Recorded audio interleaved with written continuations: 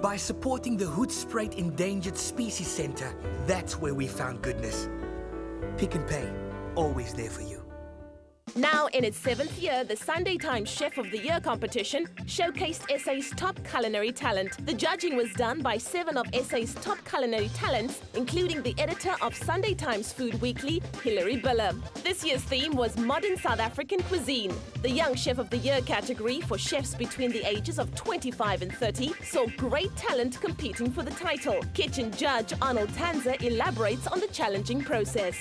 They get taken through into a room where I present them with the mystery box, which I've put together. They have a half an hour to come up with a menu. They've got to do 3 courses. After an hour and a half, I call for their starters. 15 minutes later, their main course, and then 15 minutes after main course, their dessert has to go out to the judges. And they have to use all the ingredients within the mystery basket and make nice, modern, contemporary South African cuisine out of the ingredients that are given to them. The mystery basket within the category contained, amongst other ingredients, pork loin chops, asparagus, exotic mushrooms, mealie meal, and agar-agar, which is a natural gelatine made from seaweed.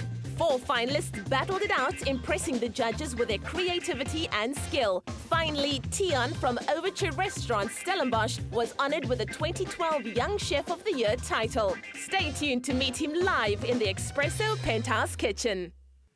So the ultimate challenge is getting the chef into the studio and cooking live on Espresso. That's not what they told them when they entered the Sunday Times Chef of the Year competition. Tian, did you know you were going to cook live on Espresso? Not at all, Anne. And you're going to have to remake the recipe that you had to make for the judges. Indeed. And the Espresso presenters are going to have to taste it and judge it as well. Wonderful. Okay, what are you Cool making stuff. for us? Just making a bit of a pliable white chocolate. I've started off with a bit of milk or cream. You can use any which one. You can even use a little bit of water if you want. Then you basically just chuck that in there, and then Should I stir that? Yeah, if you want to stir that. Fantastic. And then run us through the ingredients list. Okay, then you've got some lovely almonds. You've got some sugar, which I'm going to just quickly put into a nice hot pan. I'm just going to do a little bit of a caramel.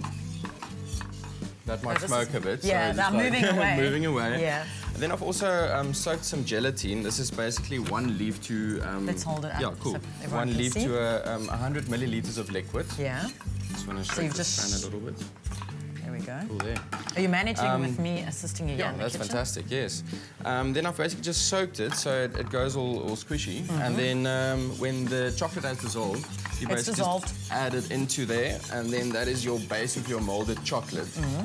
So, and that will basically just disappear into your... There we go. We can have you in the kitchen. Yeah, fantastic thing. I'm very good at washing dishes, that's about it. You wouldn't have to do that. So basically, then I'm also going to make a little bit of a praline, which is just nuts and a little bit of caramelized sugar. So I've toasted the almonds. I'm going to move it over here. And then this caramel is going nice and brown. You never want to use a spoon because that will form crystals and then, well, that's unwanted. So basically what you want to do is get it to a nice dark tea caramel kind of a story. And then when this guy is now dissolved, your gelatin and your chocolate's dissolved, and then I've just sprayed any mold. You can use a plastic container. It actually works very well to turn it out. And then you just put it in there and then put it in the fridge for about, I'd say, an hour to 2. Yeah. And we'll put that aside. It's going nice and sticky here. And of course, our keyword today, if you'd like to get the ingredients list sent through to your mobile phone, is chocolate. CHOCOLATE. SMS that to 33728 to get the ingredients list sent through to your mobile phone. Wonderful. Okay, now, in true style, you had a time limit when you cooked. Yes. You've got a time limit now. I know, there we go. So you need to... Finishing off here, we've got caramel on top of the nuts. That will cool down, and then you'll grind it into a bit of a paste. Yes. And then you basically get this. That's your praline. So we're going to quickly start plating up this dessert. So I've prepared this before. So you've got your pliable chocolate. I've just turned it out of the container. And you can see how nice it took the shape of the container. And it's lovely, like almost like a jelly. So then you can trim it nice like this. Basically just get a nice slice off there. Lovely. It will be a little bit sticky. You can use a hot knife, but obviously with the gelatine, you don't want something to be too hot, otherwise it will melt more. Then you can mold it onto your plate. That's why it's called like moldable chocolate. There we go. You've made a bit of a smiley face. There we go. And if the cameras are facing it, it's an upside-down face. Yeah, there we go. Then we've also made a bit of a caramel mousse. So basically on that stage, you add a little bit of water. So you melt your sugar, add a little bit of water. Yes, and then you basically just fold in a bit of cream. To make it caramel. And then we're going to do a little bit of praline on top, just for the texture.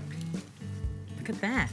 And then I've made an apple puree, which basically you start off with the same process. So it's very caramelly, and then you add the apples into it pureed, and then also that just onto the plate. Look how gorgeous that is, your award-winning dessert dish. There you go, something and simple. And there it is, it goes on the blue plate. Wonderful stuff. For a family of 4, really incredible. I'm dying to give it a try. Wonderful. But you also work with one of the judges from the Ultimate Braai Master, don't you? Yes, indeed. And who is it? That is Passon, one of the best guys I've ever worked for. He has to say that because he knows his boss is watching. Yes. What is he like when he got back from Ultimate Braai Master? Was he like the terrible judge in the kitchen? I think he's just always been the same, and it's lovely working with him. This is so good. Well, talking about Ultimate Braai Master, we got the team that got voted off the show last night. They're live in studio, and Lee is going to be chatting to them.